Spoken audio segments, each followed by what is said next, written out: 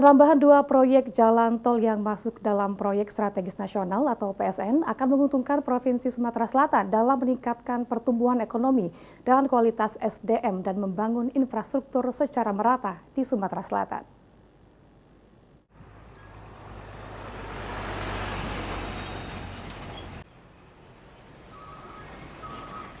Dua proyek jalan tol di Sumatera Selatan dipastikan masuk dalam 50 sektor jalan proyek strategis nasional atau PSN, yakni Jalan Tol Simpang Indralaya Muara Enim sepanjang 65 km dan Jalan Tol Lubuk Ligau Curup Bengkulu sepanjang 96 km.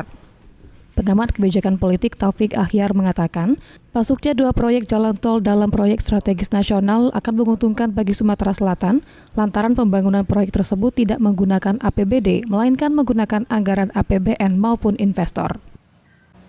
Dengan adanya pembangunan tol diharapkan dapat meningkatkan interkoneksi antar daerah sehingga dapat meningkatkan pertumbuhan ekonomi, kualitas SDM, serta pembangunan infrastruktur secara merata di Sumatera Selatan.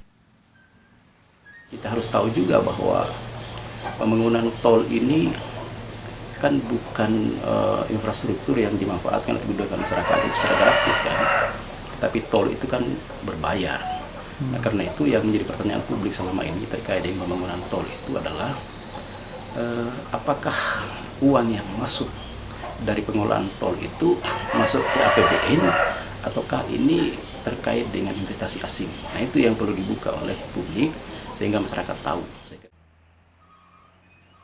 Namun di sisi lain perlu adanya pengawasan secara ketat dalam proses pengerjaan agar proyek yang dijalankan sesuai dengan standar kualitas dan mencegah terjadinya dugaan korupsi pada pembangunan proyek strategis nasional.